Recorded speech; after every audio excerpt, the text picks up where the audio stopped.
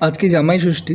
তো আমাদের বাড়িতে কোনো জামাই আসেনি, বাট আমাদের একটা নিয়ম আছে যে জামাই ষষ্ঠীর দিন ষষ্ঠী পুজো করতে হয়। মানে ঠাকুরকে 5 রকম ফল, 5 রকম মিষ্টি, দই, চিড়া, মুড়ি, দুধ, আম এগুলো দিতে হয়। তো সেগুলোই দিয়েছিল ঠাকুর ঘরে। আর আজকে অনেকের বাড়িতে আমিষ রান্না হয়, মানে মাছ, মাংস এগুলো রান্না হয়। বাট আমাদের বাড়িতে এগুলো কিছুই হয় না আজকের দিনে। আজকের দিনে নিরামিষ খায়। তো যা হবে কালকে হবে, মানে মাছ, মাংস যা হবে সেটা পরে নেক্সট দিন হয়। আর আজকে নিরামিষই হয় আর ঠাকুরকে পুজো করা হয় মেনলি। তো সেটাই হয়েছিল। আর তারপরে সবাইকে মানে ভাগ করে দিচ্ছিল মা, মানে সবার থালায় থালায় দিয়ে দিচ্ছিল প্লেটে। আজকে এদেরও ষষ্ঠী খাওয়ানো হয়েছিল, মানে ওদের দই চিড়া দিয়ে মাখিয়ে দেওয়া হয়েছিল, ওরা খেয়েছিল। আর যেহেতু ষষ্ঠী ঠাকুরের বাহন, তো এই কারণে এদেরও দেওয়া হয়েছিল, এদেরও ষষ্ঠী পুজো হয়ে গেছে একভাবে। আর এই জিভটা খুব ধারালো ছিল, যখন হাত চাটছিল তখন বুঝতে পারছিলাম।